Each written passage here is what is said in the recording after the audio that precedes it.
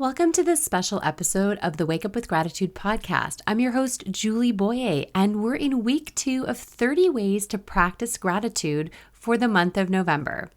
For those in the US, November is traditionally known as the month of gratitude, so I thought I'd share a simple way to practice gratitude every day. If you're just joining us now, you can head back and listen to day 1 and catch up easily, as each episode is only about 5 minutes long. It's easy to join in. Simply click on subscribe or follow the podcast. That way you'll be alerted every time a new episode is released. That makes it easy to start your day with gratitude and find time to implement the gratitude practice that I've suggested each day.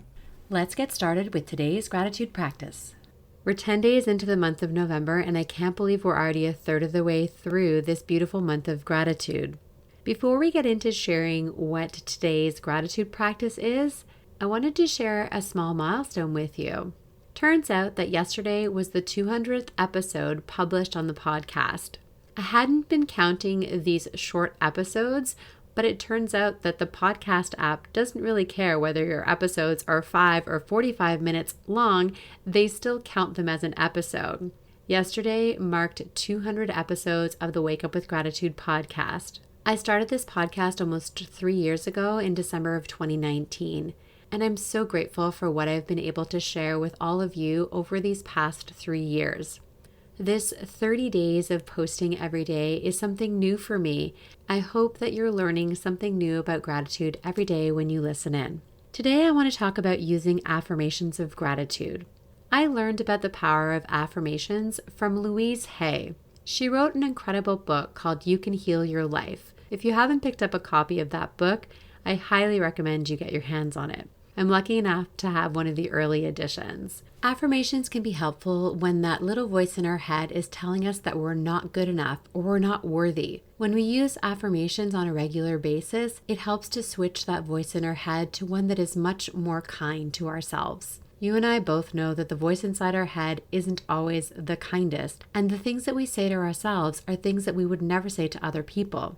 I like using affirmations of gratitude to help me be more kind to myself and speak to myself as a precious loved one, because that is what you are. You are just as precious as the loved ones in your life, and it's time we started treating ourselves with respect, love, kindness, and gratitude. Here are a few of my favorite Louise Hay gratitude affirmations. I look forward to each day.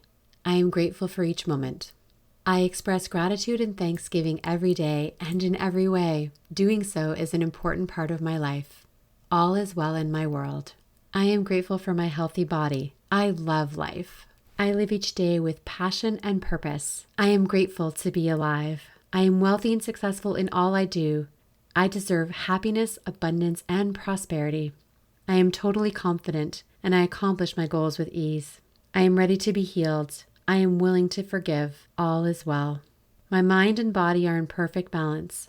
I am a harmonious being. How do we practice these gratitude affirmations? Here are a couple of my favorite ways. One is to have a list written out or printed by your bedside table and read them when you first wake up and before you go to bed. Write each affirmation separately on a sticky note and put them around your bathroom mirror. While looking into your own eyes, repeat the affirmations once or twice a day. You can also repeat the affirmations at any moment throughout your day, especially when that voice comes up again and tells you you're not good enough and you're not worthy. Use your affirmations to remind you how incredible you are and that you are already worthy and such a powerful, incredible human being. What's most important when we use affirmations is that we find ones that feel good to us. If the distance between the affirmation and our real life is too far, affirmations can feel fake and manufactured. So find the words that most resonate with you. Let me know how this experience of using affirmations works for you.